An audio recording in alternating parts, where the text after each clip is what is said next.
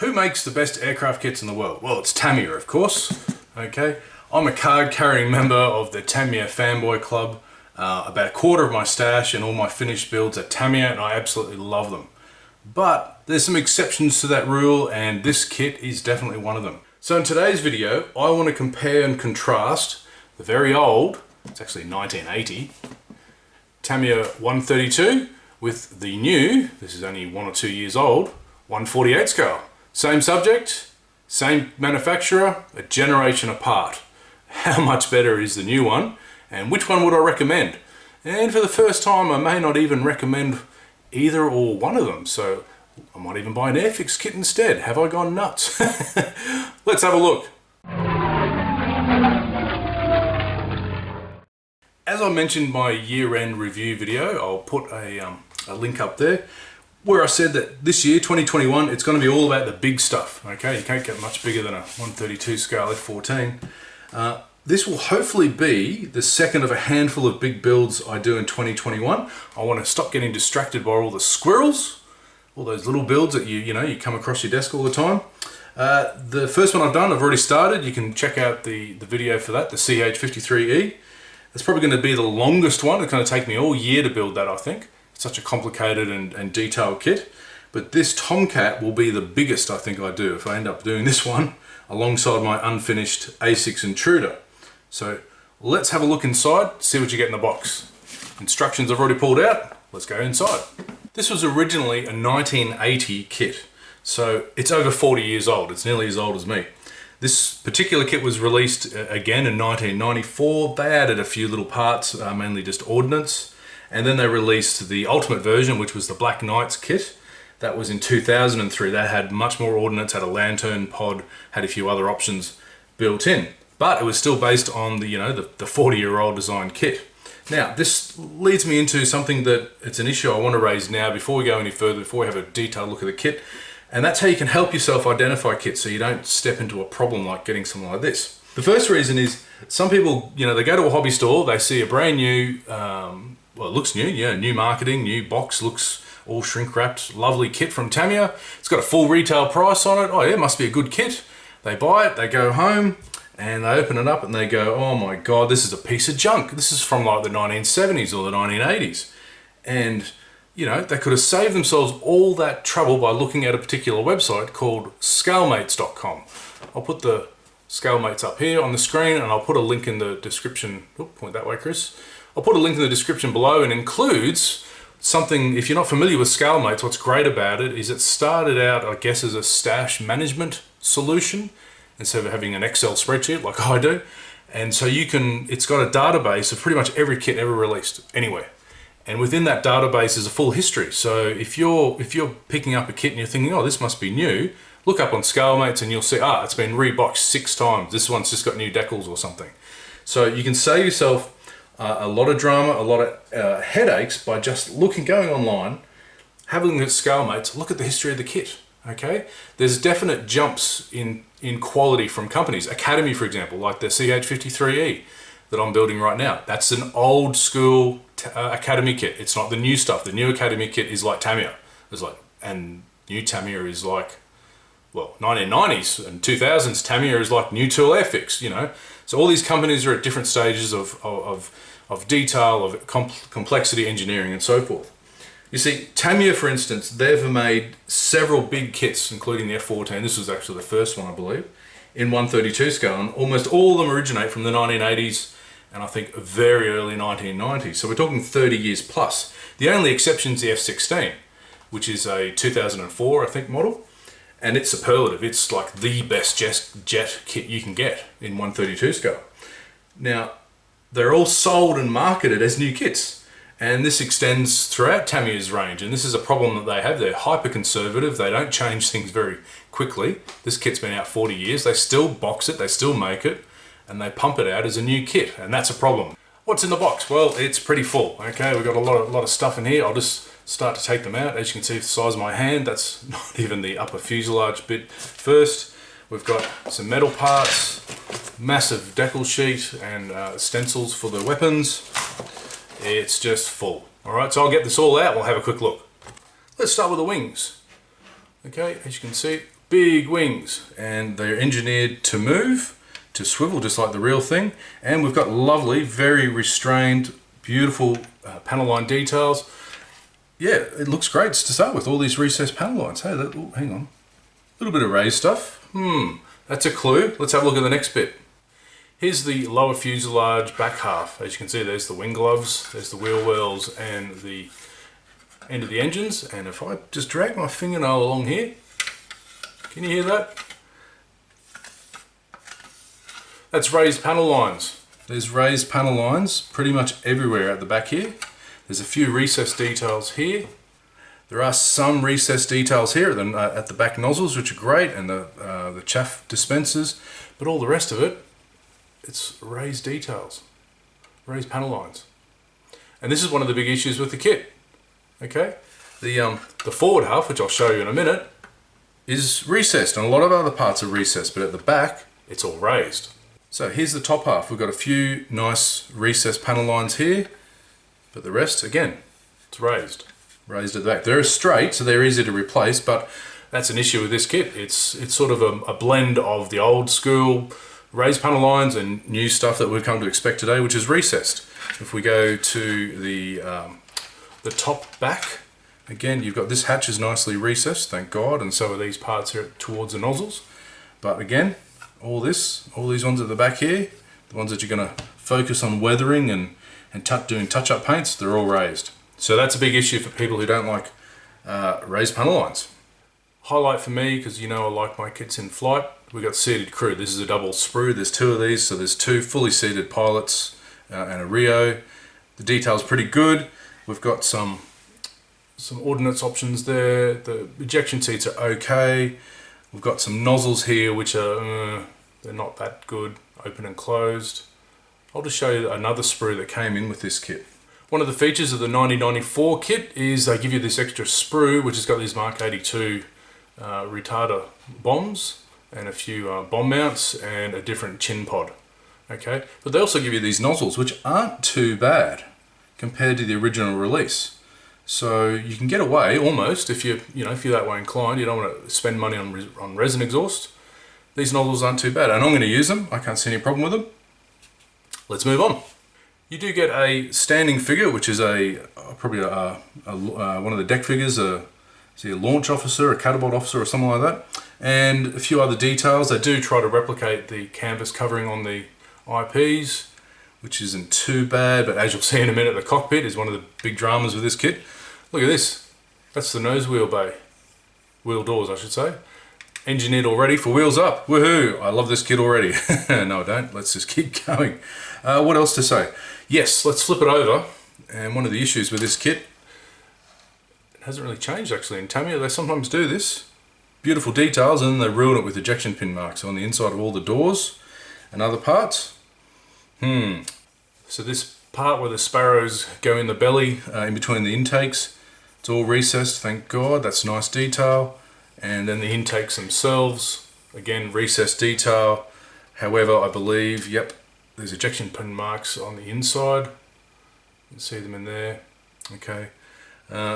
Yes. Another feature. You've got different ramps for different speeds. If you're not familiar with the Grumman F-14, the intake ramps work at different speeds. They lower and close. So you can have it for subsonic parked, you can have it for transonic and supersonic, so that's a good thing. One major issue with this kit, even though we've got recessed panel lines all on the front, this is the front fuselage half, okay, that slots in and the radome goes here. The in-flight refueling probe has this very strange indent. Okay, instead of being open, or like on the Trumpeter kit, or just covered over as a panel line. So that has to be filled in if you, or cut out and put in a new probe. I think Wolfpack make one to go in there. And then there's this battle damage sort of, can you see this raised panel there? That's not supposed to be there. So that has to be removed if you want to be a stickler. And then on the other side, we've got the gun vents, the NACA gun vents. They shouldn't be closed, they should be opened up a bit. And again, we've got another raised panel here that shouldn't exist. So that leads me to the last major foible with the kit, and that's the cockpit. That's pretty much it. There's a few parts that go on the back here, and of course instrument panels. But the side detail is completely bare. It's like a 1/72 scale kit. they ask you to put decals down. Yes, decals. So yeah, the cockpit's a bit, yeah.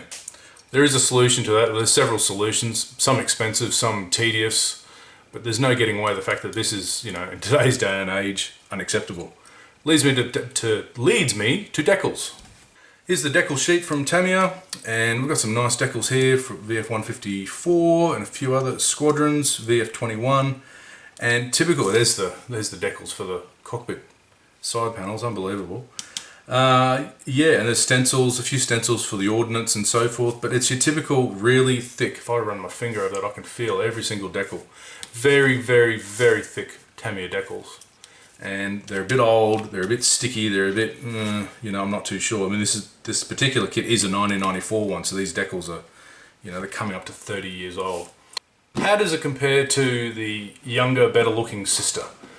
Is that really appropriate? Well, I don't care, I'm going to say it. When this kit came out a few years ago, I think it was 2017 if I'm right, it took the modelling world by storm. Some people considered it the second coming of Jesus, and, you know, the perfect kit, it's never going to be bettered. Look, it's a 9 out of 10 kit. I've got to say, I've built one. I'll put a picture up, or even I'll grab it out of the shelf and I'll show it to you in a minute. It's a bloody fantastic kit, and I'm dying to show you the insides to compare it to the 132. So let's have a quick look in and compare them. So here we have the lower fuselage for the 148 scale, and it's recessed panel lines and details everywhere, and they're exquisite. Okay. Very fine, very lovely, and yeah, having built this before, I know how well this goes together. Beautiful. Let's look at the next part. Here's the upper deck of the fuselage, and you can see the difference to the 132. Look at those panel lines. Very restrained, very nice. All recessed. Okay, and on the same sprue, we have the fuselage, the front fuselage. The nose is molded in, and as you can see, there's only that one small raised panel that should be there for the angle of attack, I think, sensor, and the rest is smooth. The in-flight refueling probe is open, so you can actually just display it the correct way. So I'm losing my breath because I'm so excited. I love this kit and I love this aircraft. On the other side, Tamiya have engineered this so you can have different types of gun vents. So yeah, again, it's all recessed, all lovely detail there. And all the rest of it, as someone we know likes to say in all these bloody reviews. The back fuselage half, lovely rivets, lovely recessed details. There's no comparison with the 132. Let's move on. I'm being really unfair, aren't I? It's like taking a Fokker DR1 to a jet dogfight. You know, we've got this beautiful, beautiful detailing and tooling from Tamiya. Although it's not that much different to the 40-year-old recessed panel lines on the wings. It's got a swing mechanism just like the old one, but this one is better engineered, and I'll get to that shortly. So yeah, that's the wings. Lovely. So we've got seated pilot and Rio, the back seat guy, and the detail is even better than the 132, so that's saying something, even in 148 scale. Beautifully recessed details everywhere else. The ejection seats are okay. Yeah. Typical new tool Tamiya stuff. Let's move on. So in 148 scale, the nozzles are better represented than even in the old 132, although they're about a par for the newer ones in the last sprue. Not too bad. We've got some cockpit details which are obviously there. They're plastic. Okay, they're not decals. And talking about the cockpit, here's the tub. And yeah, it looks as plain and as naff and as silly as the 132nd one, but the difference is, I'll flip that over. Look at that. You've got inside walls, nicely detailed, and then all of this is raised knobs and switches and details that you can put in. So the detail out of the box for the 148 is just miles ahead of the 132. So here are the decals you get in the 148 scale kit. They're much better. They're still nice and thick, not as thick as old Tamiya ones used to be, and having used some of these in another build, which I'll show you in a minute, they're really, really good. They even give you a full set of stencils, okay, for all the ordnance, and unfortunately though, they give you these silly photo etch, not photo etch seat belts, it's decal seat belts, so it's one of the downsides of the kit. Plus you get a mask for the canopies. However, they don't cut it out.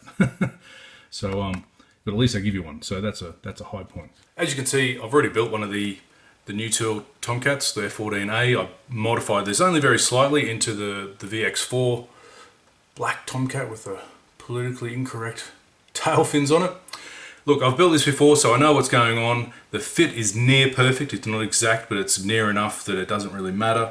There are some limiting wing options and other display options. I mean, yes, you can move the wings, but there's only one set of intake ramps.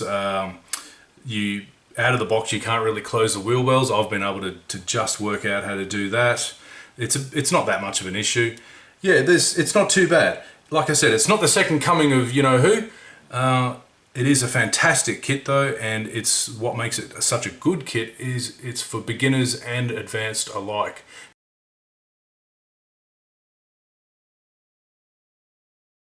There's a bit of an enigma surrounding this beautiful aircraft in this particular scale because the main choices available aren't necessarily better or worse than each other. And when you get into man scale territory, the 132 and above, it's a really deep rabbit hole trying to fix, you know, some of these problems. You see, while this kit is very old, with those nasty raised panel lines on the back, the poor internal details, I didn't even show you inside the wheel wells. I mean, there's almost nothing in there as well.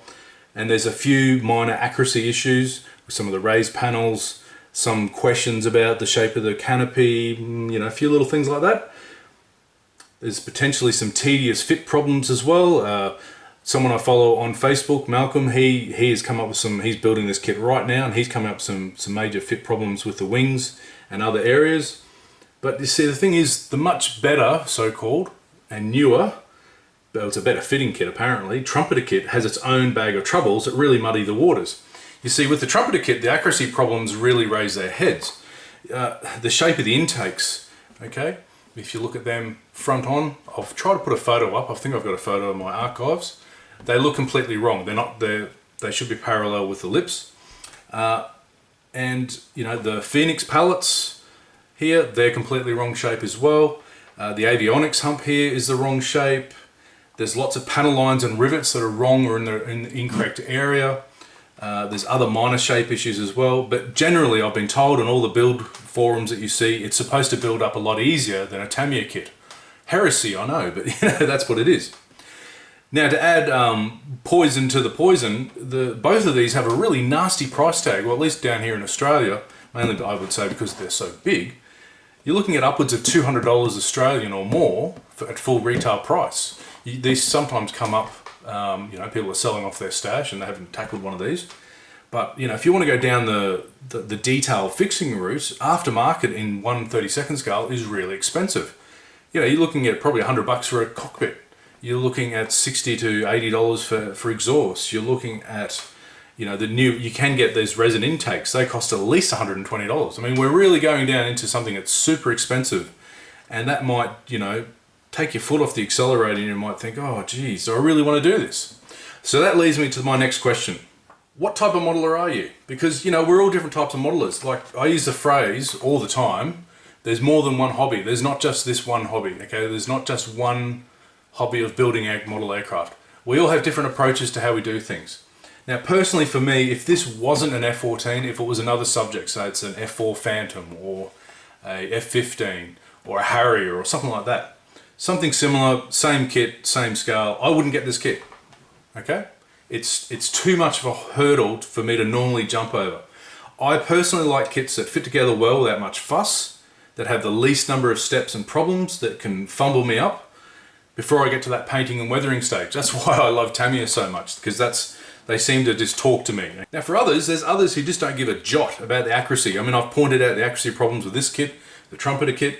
They don't care. Hell, if it looks like the subject out of the box, they're fine with that. And that's great, all right? You don't have to be a rivet counter, but also you don't have to disparage rivet counters. If the rivet counter wants to get it right, go for it, all right? Now look, I reckon I'm about halfway in all those camps when it comes to the F-14, when it comes to my lovely Tomcat. I love this aircraft. I'm willing to overlook all the foibles with this kit. I'm willing to overlook its age, its problems, its want and desire to kick me in the bum every time I try to finish something or make something a little bit better. And that's fine. That's fine. I'm happy with this. And I bet you by the time I'm finished, this Tamiya will come out with a new 201. Probably not, but it always happens, doesn't it? Anyway, I have a cunning plan, so listen on. All right, what are my plans? Well, first of all, I don't intend to go balls to the wall and try to fix every single problem with the kit. I'm going to try a few things just to up that detail, make myself feel a bit more comfortable that it's going to come up to, you know, a better quality. First thing I'm going to do is I picked up this as a bit of a bonus. This is the Aries cockpit kit for the Trumpeter A model, which I got as well. I've got the Trumpeter A and I've got the Trumpeter D. I'm obsessed with F-14s. I've got them all, I tell you. So this is a beautiful resin kit. I'm going to see if it drops in. Now, because I'm doing wheels up, it's the wheel well issue that sometimes raises its head with Aries resin cockpit kits shouldn't be that much of a problem. So hopefully this will increase the detail. I'll keep the pilot figures from the kit. That'll do for that. I'm going to see how I go with the weapons. I've just bought these Edard 132 Phoenix and Sidewinders and some Sparrows, because I think I'll go for just a complete air-to-air missile loadout with this. I'm going to get some new decals. Well, no, I'm not going to. I've already got them. Straight from America. This took a while last year during the COVID. This is from VF, is it 114? Yeah, VF 114. And it's on the Enterprise, and it's going to be a low vis. There's two options here. Yeah, two options. Both low vis. So that's going to be fun to do. And I've also got these cheap, dodgy Chinese, I think they're just straight copies. They're pretty dodgy decals. They're Top Gun, you know. Maybe, no, probably not. I do have these in 172. They're, so I might try that on one of my Academy kits just for fun. So apart from rescribing those bits on the back, and I'm not going to go nuts, I'm just going to do the major ones and, you know, leave it at that. I've got a few extra details that I'm going to put on. The Edard exterior set. This came in the kit actually, so I didn't even buy it, but I'll use some of the details. There's no reason why you have to use every single piece of photo etch, but I'll use somewhere where I think, yeah, it'll up the detail. Got a mask set, I just bought that with the decals, and a metal pitot tube. Right, after I filmed that little bit about my cunning plan and what I intend to do with it, I had a little bit of play with this resin cockpit, the one that's supposedly for the Trumpeter set. And as you can see, it's still a little bit wet. I've just given it a clean because I just cut off a huge amount of resin off the bottom there. They were just the plugs. As you can see, there's the Tamiya cockpit inside the kit, okay, and that's pretty much all the detail you get. And it sits on a little piece here, all right, which just happens to almost fit on the bottom of the, after I cut away the, they had these, a framework of resin at the bottom there. I just cut that away with the tool. And as a result, it's even got the same cutout here on the side that corresponds to this door.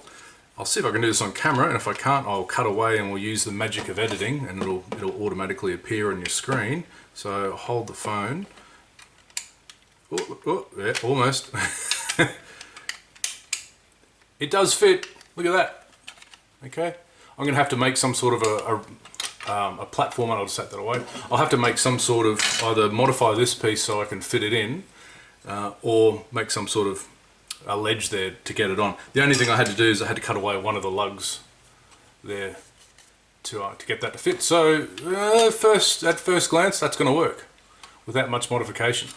The second thing is I had another closer look at my 148 scale Tamiya kit, and I realised, because this is where my heart really lies, I love kits like this, the big one is going to be a bit of a pain.